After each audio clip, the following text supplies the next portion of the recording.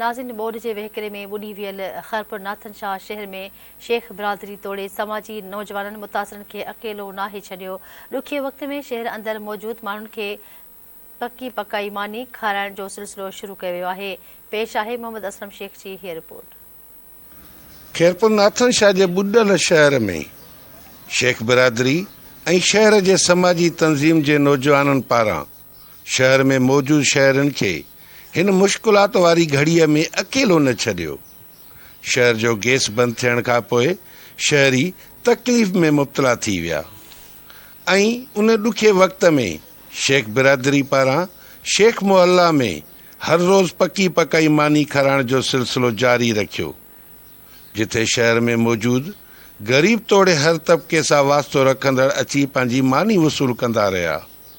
ॿिए तरफ़ सैयद रियाज़ हुसैन शाह जी अॻुवाणी में मडी होटल ते हर रोज़ शहरनि लाइ राति जो पकी पकाई मानी जो बंदोबस्त कयो वियो। उन दौरान सैयद रियाज़ शाह धरती टीवीअ सां ॻाल्हाईंदे चयो त रात जो वेलो खैरपुर नाथन शाह जे उन्हनि अफ़रादनि जे लाइ जेके बोर्ड जा सतायल आहिनि, अञा असांखे का इमदाद कोन मिली आहे, पर जिन जो ज़मीर बेदार हुयो, जिन इंसानियत जो क़दुरु कयो, उन्हनि दोस्तनि जो मां शुक्रगुज़ार आहियां। असां शेख बिरादरी सां तालुक़ रखनि था। अॼु जो वेलो उन्हनि पंहिंजे तरफ़ां ॾिनो आहे, मां उन्हनि जो बेहद शुक्रगुज़ार आहियां।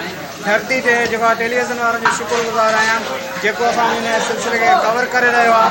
असां कोशिशि कंदासीं खैरपुर नाथन शाह जी माण्हुनि जी रोज़ाना असां ख़िदमत कयूं।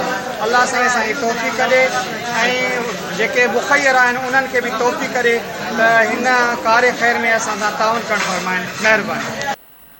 हिननि जो चवणु हुयो त चूंडियल नुमाइंदा ऐं इंतिज़ामिया शहरनि खे निंधण कोई लावारस करे वई आहे। असीं पंहिंजनि शहरनि सां हर ॾुखे वक़्त में गॾु रहंदासीं।